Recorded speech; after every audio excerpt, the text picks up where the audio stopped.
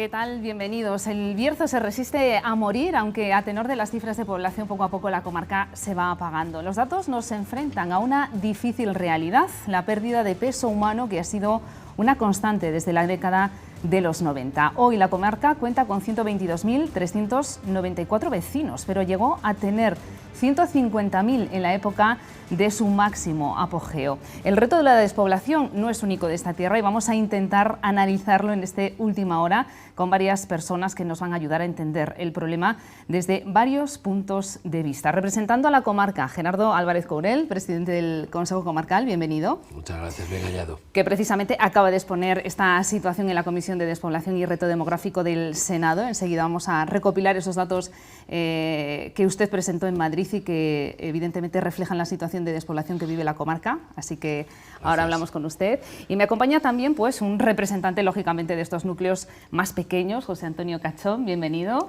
Muchas gracias, buenas tardes. Alcalde de Candín, uno de los municipios con mayor grado de ruralidad de la comarca, es decir, con menor número de habitantes por kilómetro cuadrado. Digamos que su municipio está en una situación extrema, según el último dato del Instituto Nacional de Estadística. El padrón cuenta con 249 vecinos, por debajo solo Barjas, en la comarca del Bierzo. Sí, bueno, luego explicaremos un poco los datos porque nosotros no estamos de acuerdo con el INE, nosotros nunca estamos de acuerdo casi con nada y con el INE tampoco. Bueno, hay que reivindicar constantemente, incluso también los datos de población, y vamos a incorporar también a esta mesa de debate, digamos que a la persona que nos va a permitir analizar los datos y va a poner el rigor que necesitamos para que la tertulia, lógicamente, no nos evite que a lo mejor lo sentimental se nos vaya de madre. Vamos a saludar a José Cortizo, que es director del Departamento de Geografía y Geología de la ULE, y también Berciano, profesor, bienvenido. Buenas tardes, gracias, bien hallados. Bueno, poco a poco vamos a ir recuperando e incorporando también a más voces, pero vamos a empezar, como yo decía, con esos datos porque el profesor Cortizo nos ha elaborado y diseñado gráficas que nos permiten ver cómo ha ido progresivamente cayendo la población en la comarca del Bierzo. Profesor, si le parece, vamos a empezar primero valorando, ¿no?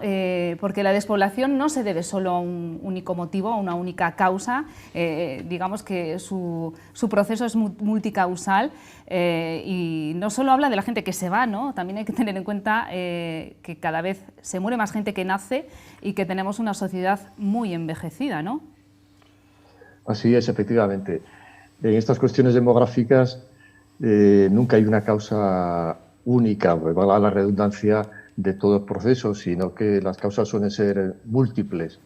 De ahí que también sea tremendamente difícil hacer frente y dar soluciones, encontrar soluciones a eso que se está considerando desde hace ya unos años un auténtico problema.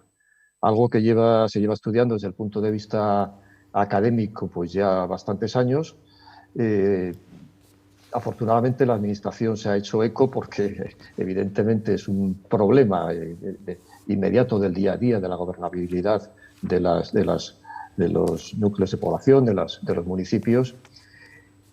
Pero efectivamente, como les decía, no hay una causa única, sino que son múltiples causas.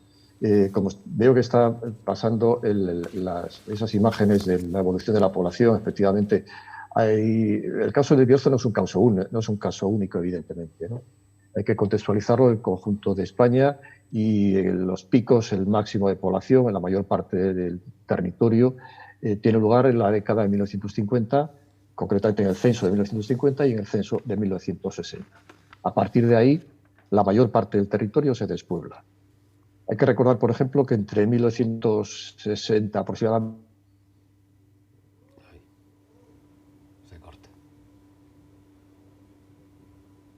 y 1984, 12 pues cambiaron de las áreas rurales, sobre todo hacia las capitales provinciales y hacia los núcleos de mayor crecimiento, que eran las áreas industriales de España que todos conocemos, aparte de la migración hacia el exterior. Ahí comienza un poco a rodar todo ese proceso que se ha ido, es como una bola de nieve, va creciendo y es un proceso en sentido negativo, de crecimiento en sentido negativo. Mira, el peso cada vez es menor de estos territorios y las dificultades a las que se enfrenta vienen asociadas por todo un conjunto, digamos, de lo que supone el fenómeno demográfico. Es decir, no solamente volumen de población, como bien acabas de apuntar, hay que tener en cuenta también que esa población es decreciente en número, pero también es afortunadamente cada vez, digo afortunadamente por las cuestiones higiénico-sanitarias que nos permiten, y de alimentación por supuesto, que nos permiten alcanzar una mayor esperanza de vida. Pero ahí está el fenómeno, la natalidad es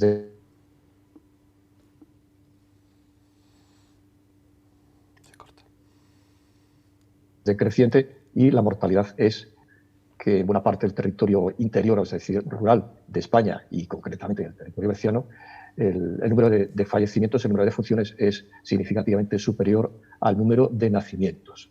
Está lo que llamamos un crecimiento vegetativo negativo.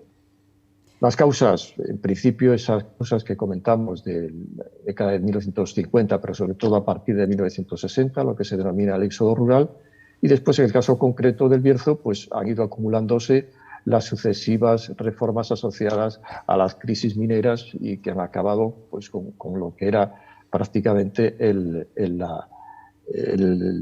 un monocultivo desde el punto de vista económico en el Bierzo, que han acabado por cerrar.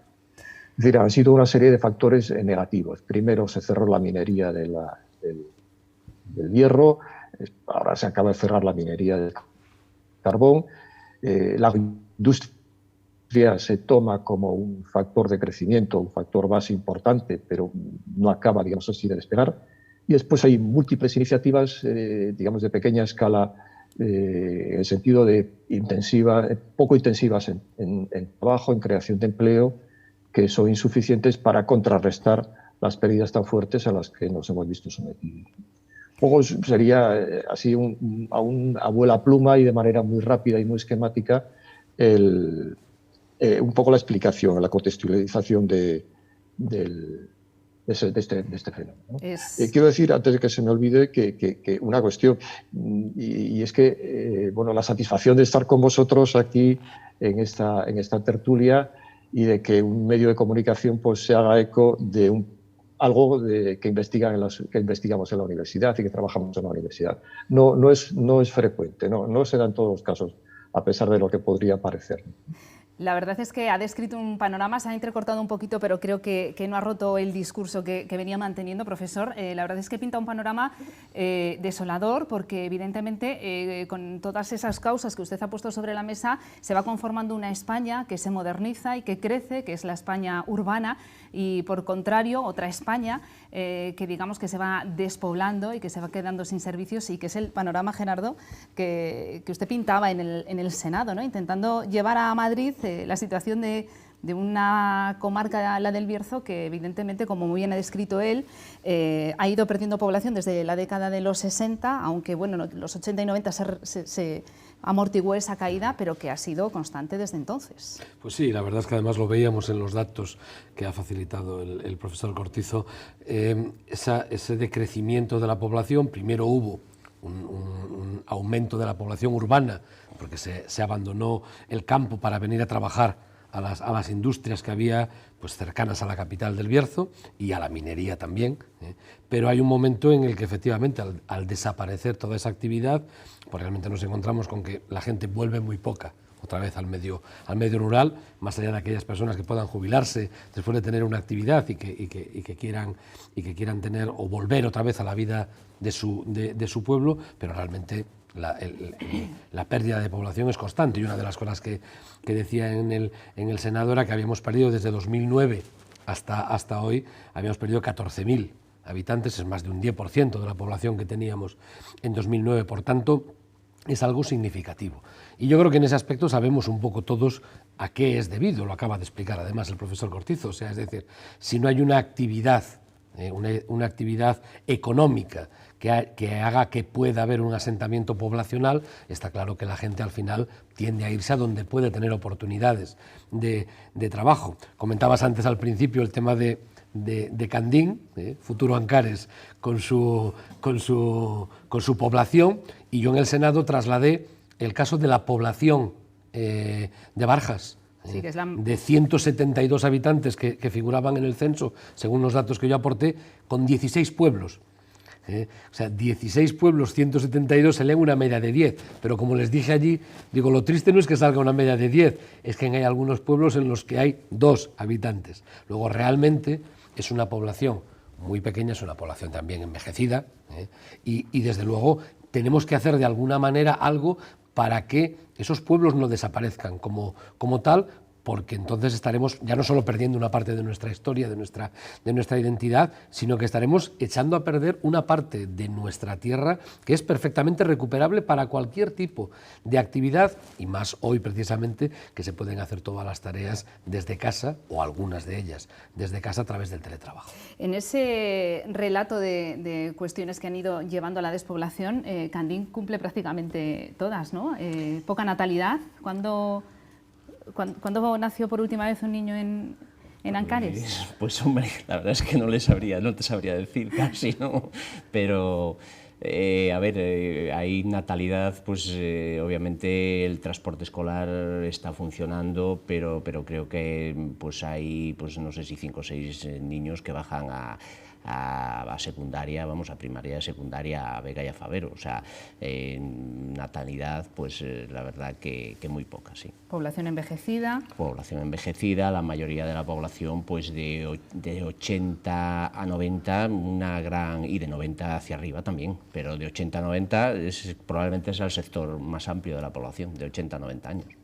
Entonces el reto es que esta población tenga servicios, ¿no? Que no establezcamos esa barrera de ciudadanos de primera y ciudadanos de segunda. Por ejemplo, lo estamos viendo, lo digo porque es un servicio que estamos viendo cómo se está cerrando, por ejemplo, las entidades bancarias, que cada vez aglutinan más o concentran un día a la semana o cierran y llevan las furgonetas móviles. Quiero decir, lo digo por decir uno, pero es verdad que es un reto, ¿no?, para las administraciones llevar servicios al mundo rural.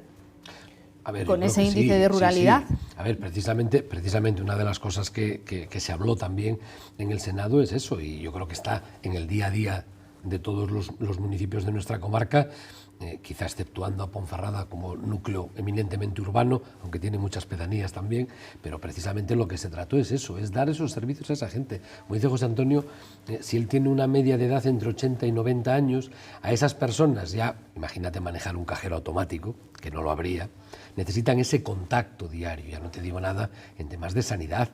En temas de sanidad estamos pidiendo que se reabran los consultorios, porque la sanidad nunca puede ser un gasto, tiene que ser una inversión. Entonces esa sanidad tiene que abastecer, si se puede entender eso, como esa expresión, tiene que dotar de profesionales adecuados para que ellos puedan atender a esas personas. Tú no puedes obligar a una persona que vive en cualquiera de las localidades que componen el municipio de José Antonio a que tengan que desplazarse, porque puede haber personas que efectivamente con 80 años se encuentren bien. Mira, mi madre pudo conducir hasta los 85, ¿vale?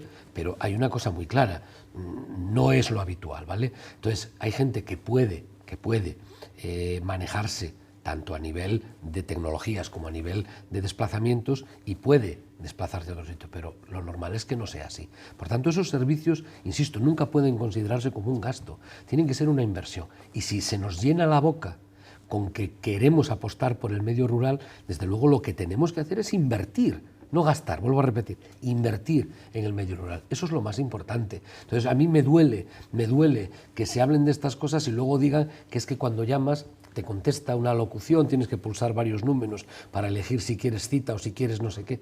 No, a ver, una persona de 80 años tiene que tener una atención personalizada, y tiene que haber un médico que por lo menos, ya no digo todos los días de la semana, que debería, pero bueno, por lo menos una vez a la semana pueda tener contacto con esa persona. Y desde luego, a nivel de todos los servicios también, porque si va el carnicero, el pescadero, el que vende los ultramarinos, el panadero, todo, ¿por qué no va a poder estar el médico? Cuando es un dinero que se genera con los impuestos de todos. Yo desde luego quiero que mis impuestos se destinen a eso.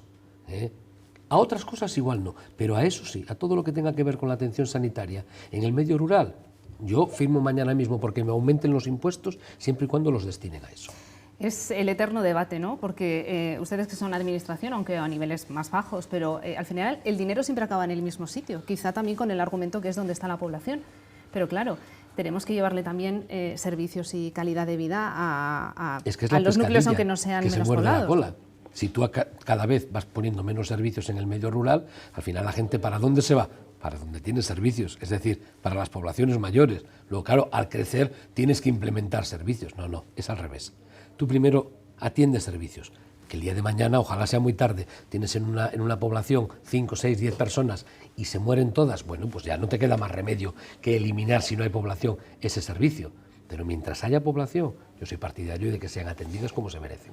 Y es el derecho que les asiste, ¿no?, a esos vecinos de Candín, 249, que falla en ese dato del INE, actualizado en enero de 2021. Sí, nosotros casi nunca estamos de acuerdo en todo y en esto tampoco.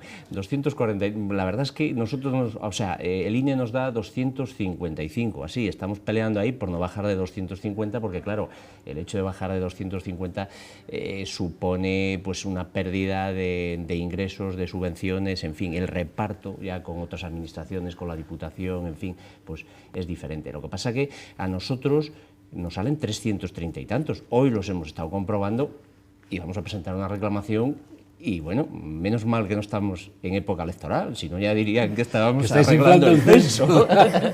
Bueno, es que es importante este punto. El número de vecinos de un municipio, evidentemente, significa en el reparto de los ingresos que le corresponde a cada municipio, lógicamente. Lo que pasa que así haciendo, porque claro, como en cierta medida nos conocemos y nos conocemos casi todos, pues hoy estaba recapitulando un poco a raíz de esta tertulia, estaba recopilando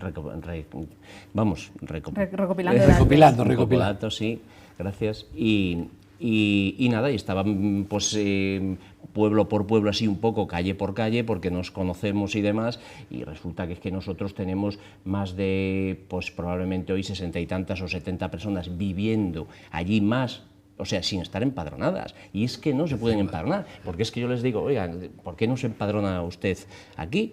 Y es que me dicen, no, es que claro, es que yo tengo los médicos fuera, y es que claro, si no pierdo la cita al médico, otro que si el bono transporte no sé qué, otro que si los colegios de los niños, otros que si, bueno... Eso pasa también mucho en el Bierzo Este, mucha gente que vivió en Galicia no se quiere empadronar en el Bierzo Este porque tiene el médico en una residencias de ancianos, demás. Entonces, los servicios de nuevo sobre la mesa. Resulta que los ayuntamientos grandes a los pequeños nos perjudican un montón, porque es que a estas personas se les exige estar para tener estos beneficios, se les exige para poder elegir un colegio, se les exige estar empadronado en Ponferrada, vamos a suponer, vamos a poner el ejemplo, se les exige estar empadronado en Ponferrada y no puede estar en Candín.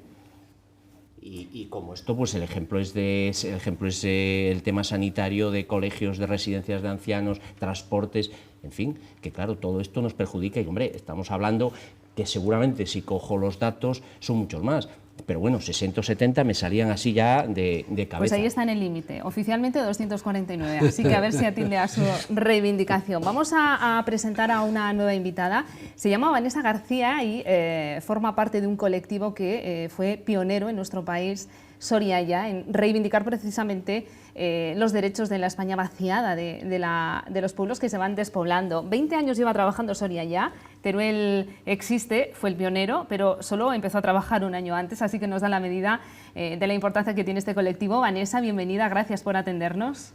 Buenas tardes, muchas gracias. Bueno, en esa lucha para que la España vaciada tenga voz, ¿no? Porque en tu caso también eres la portavoz de Soria Ya en esa plataforma de la España vaciada. Cuéntanos, haz un poquito de historia rápida, cómo surgió este movimiento y qué habéis conseguido hasta ahora. ¿Ha merecido la pena estas 2 décadas de trabajo?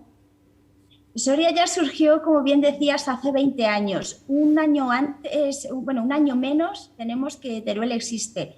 Y surgió por el hartazgo de la gente de Soria de ver que no evolucionábamos, que perdíamos población y esto no mejoraba. 20 años después seguimos prácticamente igual. Hemos mejorado en que tenemos un túnel que nos une con La Rioja y un trocito de autovía que nos une con la A2 a Madrid. Poco más avanzado. Pero bueno, seguimos ahí 20 años después reivindicando con Savia Nueva. Hace 3 años entramos gente más joven, porque Soria Ya, se encargaban de ella personas de 80 años. y le hemos dado un poquito de impulso otra vez. Seguimos luchando porque ya digo que son muy poquitos los avances. De hecho, cuando no hay avances, los ciudadanos deciden armarse políticamente, y es el caso de Teruel Existe, que ha conseguido representación en el Congreso de los Diputados con un parlamentario. No sé si Soria ya baraja también esa posibilidad de pasar de los hechos a la acción. Siempre digo una frase de Tomás Guitarte, el diputado de Teruel Existe, y es que un asunto que no está en el Congreso no existe.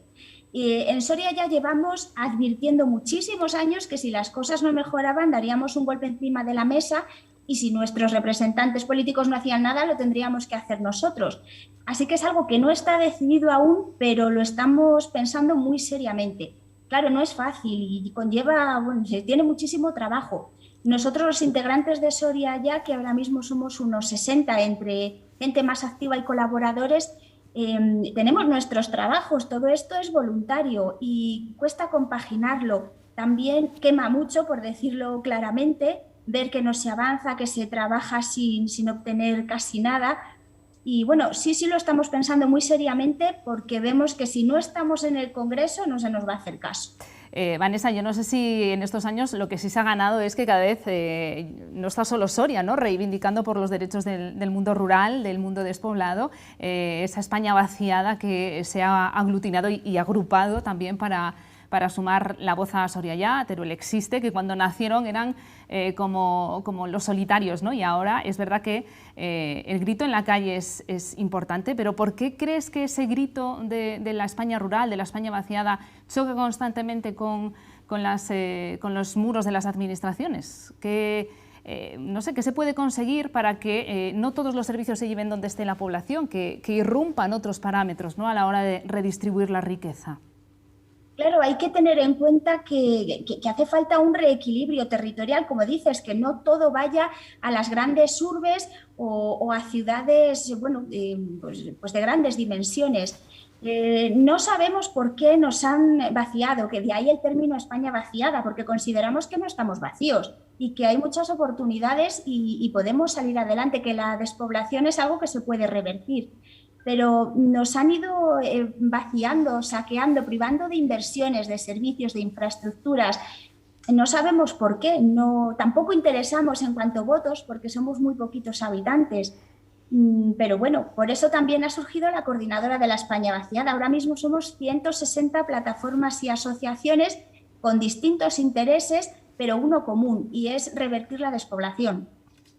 Enseguida le vamos a preguntar, estoy haciendo yo una lista para hablar con el profesor, el experto en geografía. No sé, Vanessa, si la creación, el hecho de que haya un ministerio en este país para el reto demográfico os ha dado tranquilidad porque al menos se reconoce, o creéis que, no sé si está sirviendo o no para escuchar esas reivindicaciones. Pero ministerio hay, por lo menos, ¿no? Y es un paso muy importante. ¿Qué pasa? Que este ministerio tiene muy poquito presupuesto, creo que eran 19 millones de euros. También es verdad que es un ministerio transversal, tiene que trabajar con otros ministerios, porque, por ejemplo, hacer una autovía no es competencia de esos millones, de ese presupuesto del Ministerio de Reto Demográfico, es de Fomento.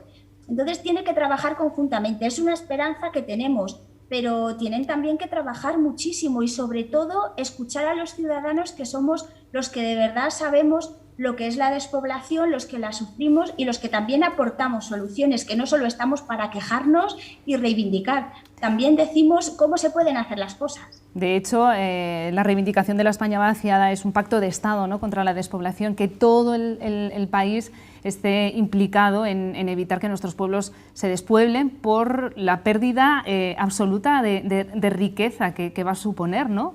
Porque realmente, no sé, los que vivimos aquí, los que estamos aquí, me imagino que tú también vivimos en pueblos, y la verdad es que es una maravilla. No sé, no todo el mundo tiene por qué vivir en ciudades. Quien quiera hacerlo puede, pero el que no, pues tiene que tener derecho también a vivir en entornos rurales. Claro, y yo siempre digo que la despoblación no es solo de zonas rurales. Existimos pequeñas ciudades como Soria y Teruel que no llegamos a 40.000 habitantes en la capital. O sea, también es cuestión de pequeñas ciudades que vemos cómo perdemos población. Vanessa, pues ha sido un enorme placer. Gracias por aportar la visión de Soria Ya, que nació un poquito después de Teruel Existe, que fue la pionera, pero que sigue durante 2 décadas reivindicando, ya con savia nueva y con cuerda para rato, para intentar luchar y dar voz a los pueblos vacíos, que se vacían, que los vacían, como muy bien indicas, y que eso pesa. Igual hay sorpresas, ¿no?, de cara a las próximas elecciones y conseguís irrumpir, ¿no?, en el Congreso de los Diputados. Gracias, Vanessa. Muchas gracias. Un placer. Bueno, son muchas las preguntas, las cuestiones que nos surgen. Vamos a preguntarle de nuevo al profesor Cortizo, porque él es el experto en geografía. En unos instantes vamos a recopilar esos datos, porque la tendencia es agruparse en las ciudades, ¿no? Porque hay servicios, pero en los pueblos también debería haberlos. Sí, mira, hay una cosa que yo quería comentar a colación de lo que ha dicho Vanessa. En el Senado, precisamente la senadora que intervenía, interpelando la intervención que había tenido yo, era de Soria. Entonces ella, claro, veía las imágenes que íbamos poniendo del Bierzo y todo eso y decía, qué bonito es esto. Y yo le dije, y muy parecido a lo vuestro. O sea, es decir, Soria, yo he tenido la suerte de estar 2 o 3 veces por allí, en la capital he estado una vez, pero después en la zona del puerto de Aldehuelas he estado un par de veces, en su día por motivos de trabajo y tal, y me parece espectacular. Es más, hay una serie de televisión que se ha hecho muy famosa últimamente, en el que el pueblo que tal es un pueblo de Soria también, no tiene el mismo nombre, sí, la serie se titula El Pueblo, y precisamente está ambientada en un pueblo de la montaña de Soria, ¿no? Bueno, pues todo eso, toda esa riqueza que tiene Soria, lo que sí es verdad es que está infravalorada. Es decir, nos pasa igual en el Bierzo. Cualquier persona que vaya a los Ancares alucina con lo que son los Ancares. Cualquier persona que vaya a Fornela alucina con lo que es el Valle de Fornela. Cualquier persona que vaya al Bierzo Este alucina con lo que es el Bierzo Este. Y en el Bierzo Alto pasa lo mismo. No quiero decir todas las zonas para que no parezca que estamos vendiendo eso, pero es verdad.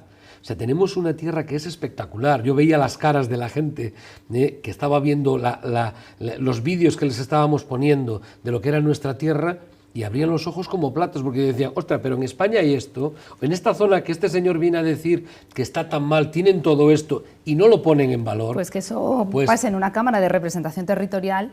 Sí, pero, a ver, no tiene por qué conocer todo el mundo nuestra tierra, pero sí es verdad que, como tú acabas de decir, puede haber gente que decida vivir en las ciudades, pero nosotros en el Bierzo tenemos pueblos maravillosos donde se puede vivir, donde puedes disfrutar de la naturaleza, donde tus hijos pueden saber que la leche no viene en el tetrabrí, que la leche la dan las vacas, que muchos niños no saben, más allá de que se lo ponga en un libro, porque no lo han visto en su vida, ni han visto una gallina, ni han visto un cerdo, ni han visto un burro, si me apuras. Bueno, pues todo eso lo tenemos en nuestra tierra, y eso precisamente es lo que creo que ahí tenemos quizá un poco de culpa, las administraciones no hemos puesto suficientemente en valor. Soria tiene, lo estaba mirando ahora cuando hablaba Vanessa, 90.000 habitantes. Claro, la provincia. La provincia. La senadora por Soria decía, pero si ustedes tienen 150, le dije, no, nosotros tenemos 124, pero con la población de La Ciana, que es el área de salud, porque lo mencionamos, somos cerca de 150.000.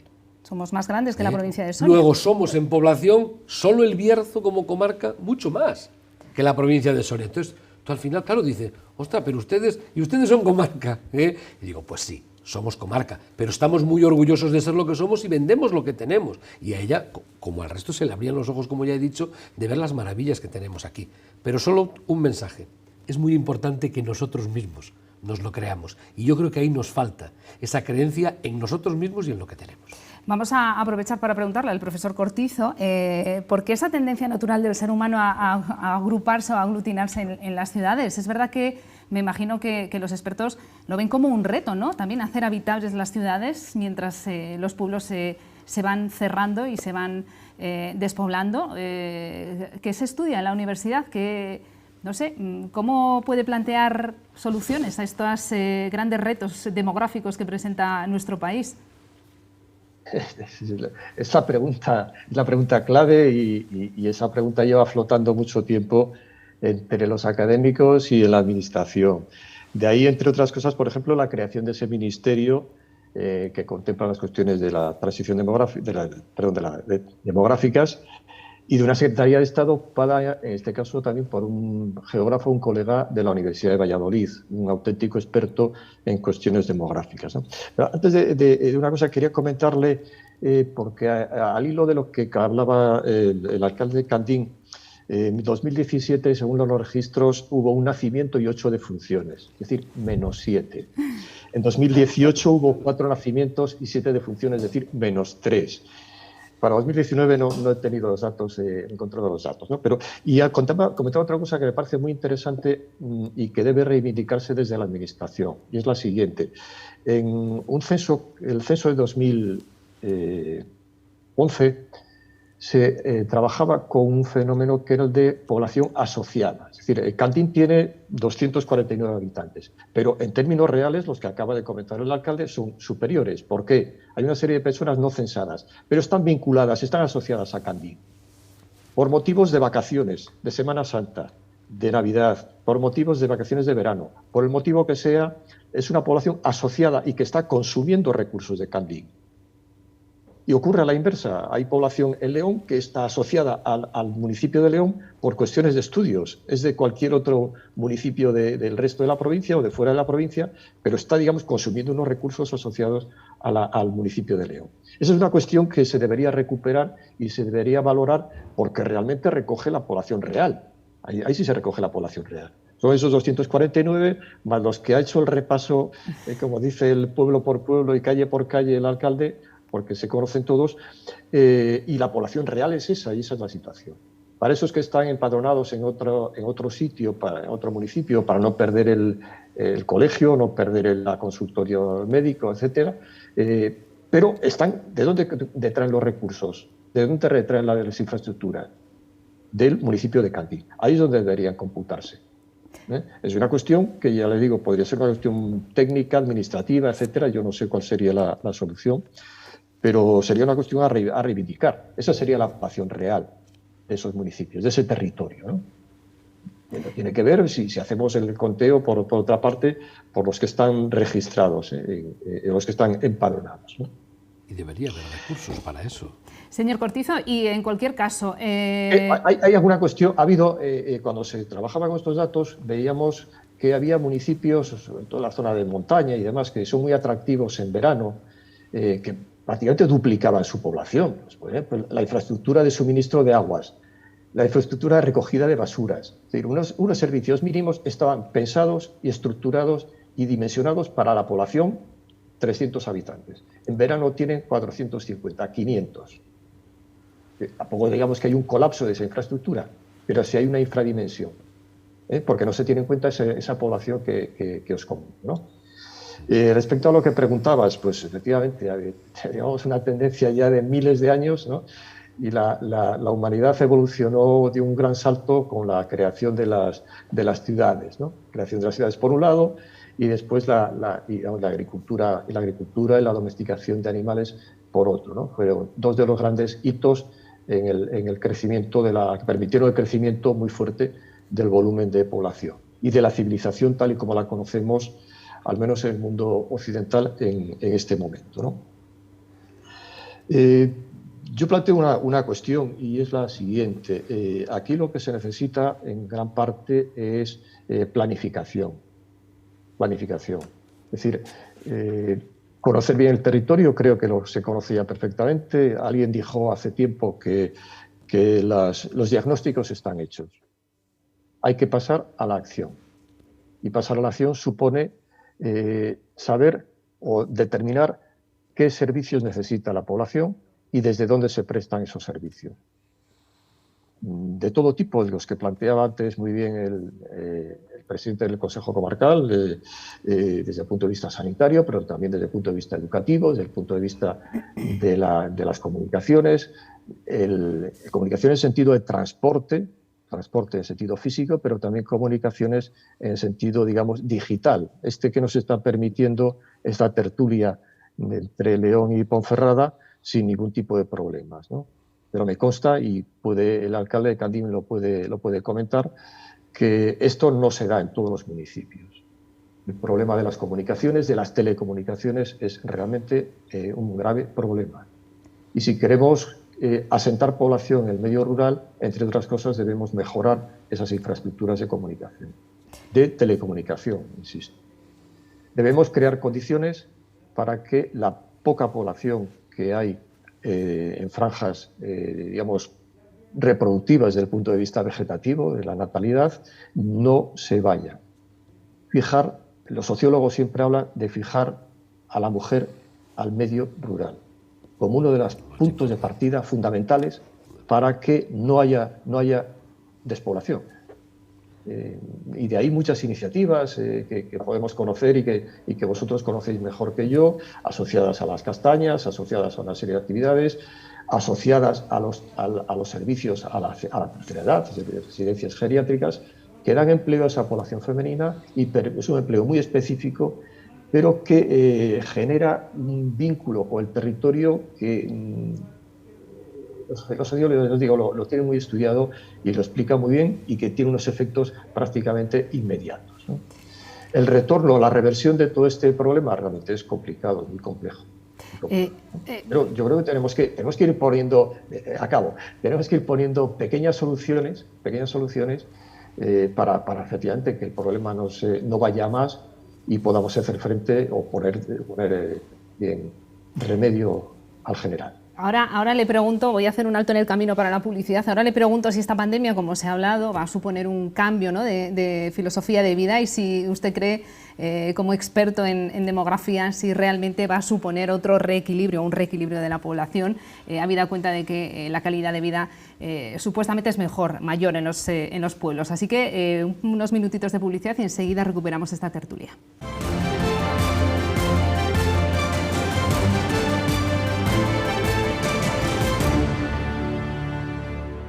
Bueno, continuamos debatiendo sobre despoblación. Acabábamos de describir la realidad difícil del problema y también las soluciones múltiples, como muy bien ha descrito el jefe del Departamento de Geografía de la Universidad de León, el profesor José Cortizo, al que antes de despedir le voy a poner sobre la mesa esa pregunta. La pandemia sanitaria se ha sumado a las múltiples crisis que han afectado, por ejemplo, a la comarca del Bierzo, pero hemos escuchado a muchos expertos decir que es una nueva oportunidad, ¿no?, para los pueblos, porque las situaciones en las ciudades se han tornado muy complicadas, ¿no?, con los confinamientos y con las situaciones de limitación espaciotemporal. No sé si realmente eso va a ser así, o, en fin, cuando todo esto pase volveremos a nuestra tendencia natural a irnos a las ciudades. Seguiremos con la tendencia que tenemos. Eso son soluciones, digamos así, o soluciones puntuales a un problema genérico y un problema estructural. Por lo tanto, como solución no podemos esperar que sea, porque hablamos de casos contados. Es decir, si ante la pérdida pasar de 150.000 a 124.000 son 25.000 habitantes. Esos 25.000 habitantes no se recuperan así, y por muy bien que pongamos el panorama en el Bierzo o en cualquier otro territorio, facilitando el teletrabajo, facilitando una serie de infraestructuras que podrían a su vez hacer posible que viniese esa población. Revertir la situación es francamente difícil. Sí es positivo, eso tengo que valorarlo y lo hago como una cuestión evidentemente positiva, porque funciona de dos maneras. Por una parte viene población en edad joven, en edad adulta joven, parejas que pueden tener hijos. Eso puede ayudar a ese crecimiento de la población. Hace un efecto imagen, un efecto llamada, que también puede ser interesante.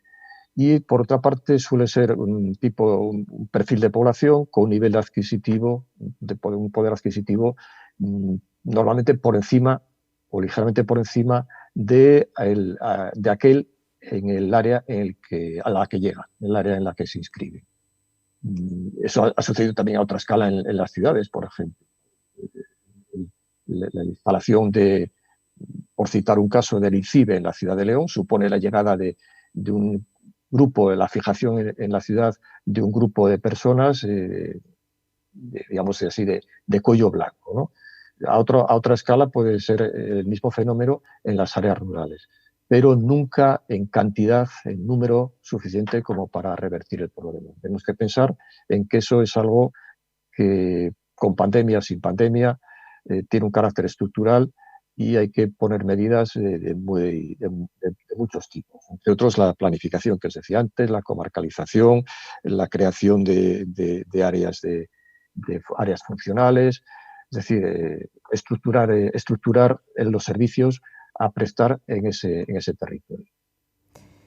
Pues profesor José Cortizo, jefe del Departamento de Geografía de la Universidad de León, los geógrafos para mí son como los psicólogos de la población general, que nos ayudan a entendernos, a observarnos, a valorar las tendencias, y la verdad es que el reto que tenemos por delante es importante, el de la despoblación, y usted nos ha permitido hacer una fotografía muy real de lo que ocurre, entender lo que ha pasado, y nos ha ayudado también a darle ánimos al alcalde de Candín, que va a luchar por escalar en ese Instituto Nacional de Estadística y superar los 250 vecinos, ¿no?, que asiste, y porque viven allí tiene derecho a reivindicar que trabaja para ellos también. Ha sido un placer, cuídese mucho y gracias por atendernos.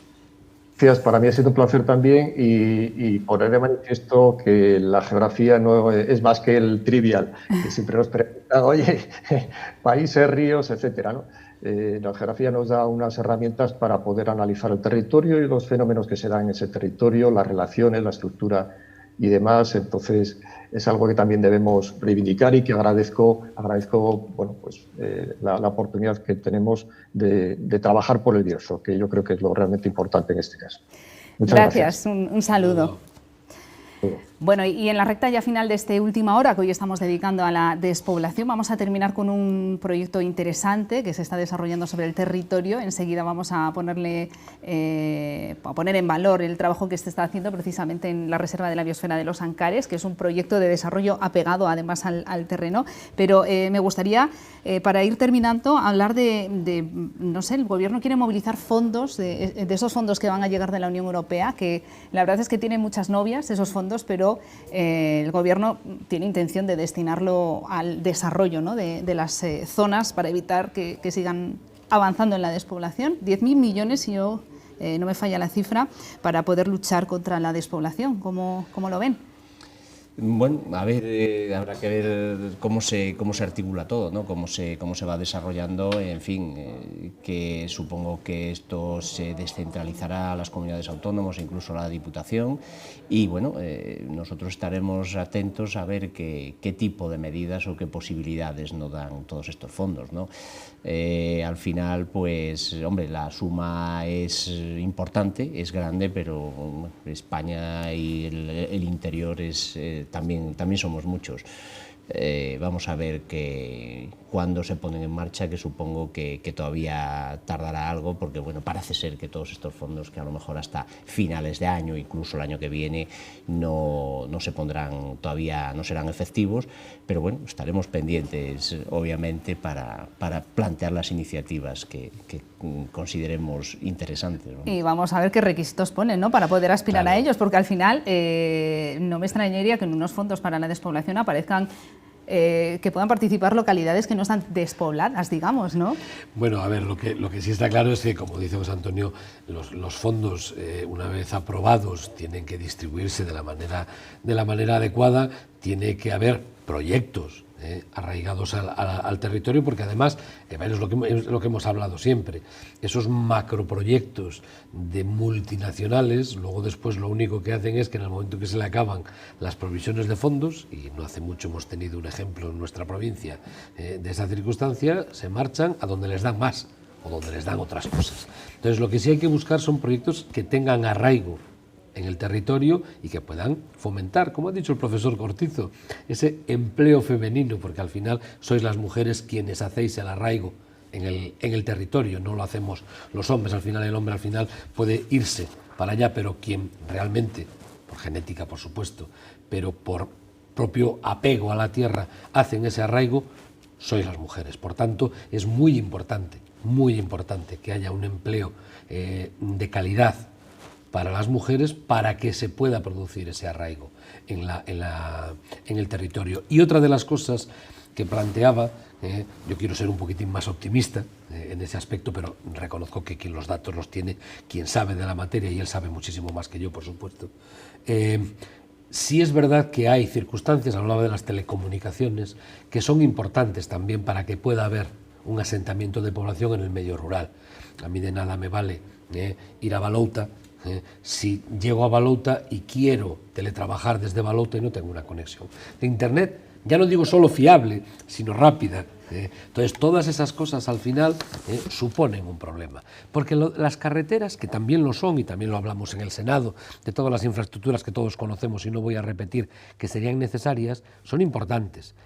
Pero fíjate, casi en cuanto a ese asentamiento de población, es más importante que exista una buena infraestructura de telecomunicaciones que carretera. Y él daba otro aspecto muy importante también, que es el verano.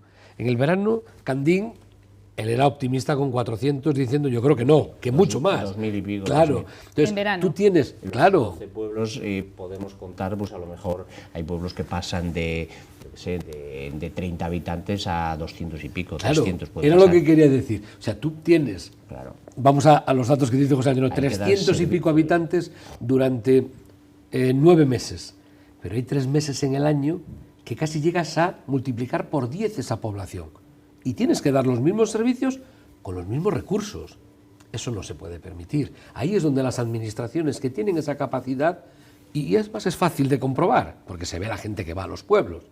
En el verano tienes tanta gente, oye, hay que incrementar esos recursos, porque al final los ayuntamientos se quedan ahogados por esa circunstancia. Es que no solo el verano, el resto del año, es que es el problema que planteábamos antes, que no se nos permite, o sea, que hay personas que están en el pueblo o que viven en el pueblo medio año o más de medio año, pero luego resulta que no pueden estar empadronados en el pueblo porque se les impide, porque pierden los derechos otros donde servicios. estaban residiendo, Claro, lógicamente. entonces no pueden, aunque nosotros hablamos con ellos porque somos conscientes de la caída de la población y le insistimos a la gente que se empadrone, pero es que claro, no lo pueden hacer, se les impide. Y ese es un problema muy importante para frenar, Lo es. para frenar esa despoblación, que luego realmente, y termino, es una despoblación que no es real. Porque como dice José Antonio, esa gente realmente vive en su pueblo, pero no está empadronada en Deberíamos su poder pueblo. empadronarnos en varios sitios. Bueno, sería una opción que pudiera ser Un válida. indicador importante en los pueblos que pasa muy desapercibido y la mayoría de la gente no lo tiene en cuenta son las licencias de obras. Yo le aseguro que hay más licencias de obras en el Ayuntamiento de Candín que a lo mejor en el núcleo de Ponferrada, al año. O sea, las casas se rehabilitan, la gente vuelve al pueblo, pero el problema es que, bueno, a veces se vuelve de manera temporal, pero hay gente que ya jubilada o con una cierta edad retorna bastante, pero se le impide el estar empadronado en el pueblo. Sí, lo que tú comentas. Pues nos quedamos sin tiempo, pero yo no quería cerrar esta tertulia sin hablar con una mujer que sabe mucho de desarrollo rural, de arraigo además en el territorio, y es Susana Abad, la gerente de la Reserva de la Biosfera de los Ancares Leoneses. Bienvenida, Susana. Hola, buenas tardes, Silvia. Bueno, hablamos de despoblación y tú te mueves, ¿no?, en un territorio despoblado con muchos recursos, demostrando que es posible un desarrollo rural sostenible, ¿no?, en el territorio.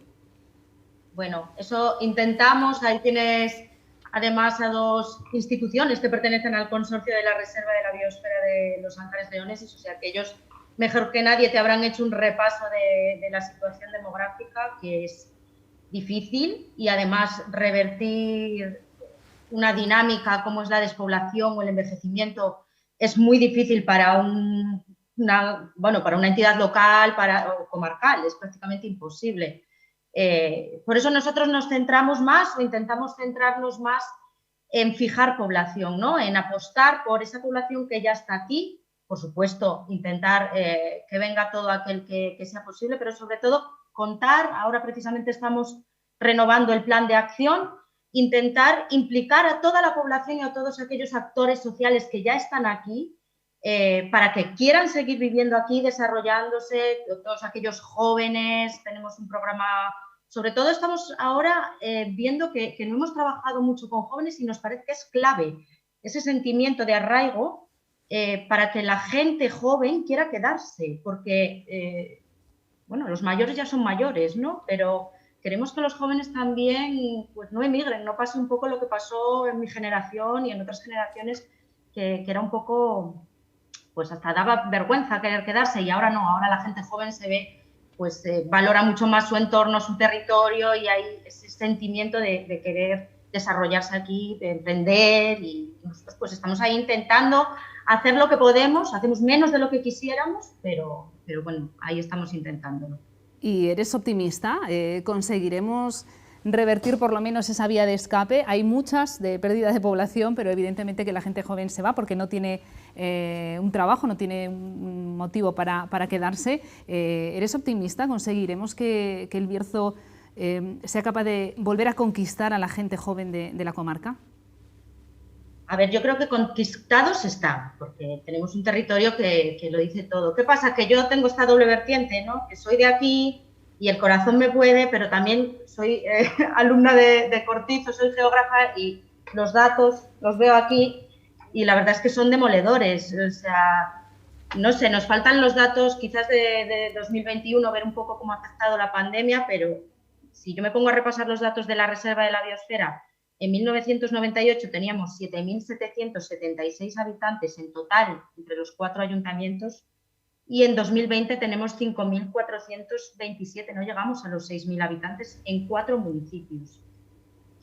Por eso creo que es tan importante que todos aquellos que ya tenemos, porque es difícil que se pueda, pues eso, que consigamos atraer tanta población, que consigamos darle un vuelco, ¿no? Y que lleguen más personas de las que fallecen o de las que emigran. Eso es algo muy, muy complicado. Pero que los que tenemos, intentar tener una dinámica digna, ¿no? Tener unos pueblos dignos. Y luego también hay mucha diferencia, a lo mejor, diferencio como 3 niveles de población distintos. Es muy diferente Ponferrada como foco que atrae, ¿no? Aunque seguramente no la he estudiado, pero seguramente su dinámica es regresiva, pero Ponferrada es un foco de atracción de población de toda la periferia berciana. Y luego hay mucha diferencia dentro de la reserva en 2 poblaciones, Villafranca del Bierzo y Vega de Espinareda, que superan los 2.000 habitantes, aunque están ahí justitos, y luego todos los pueblos de montaña, que en muchos casos, pues sí, en verano es verdad que triplican y cuatriplican, pero los datos es que en muchos casos no hay ni 30 habitantes en muchos de ellos, y además no tienen accesos a muchos servicios básicos, con lo cual es difícil.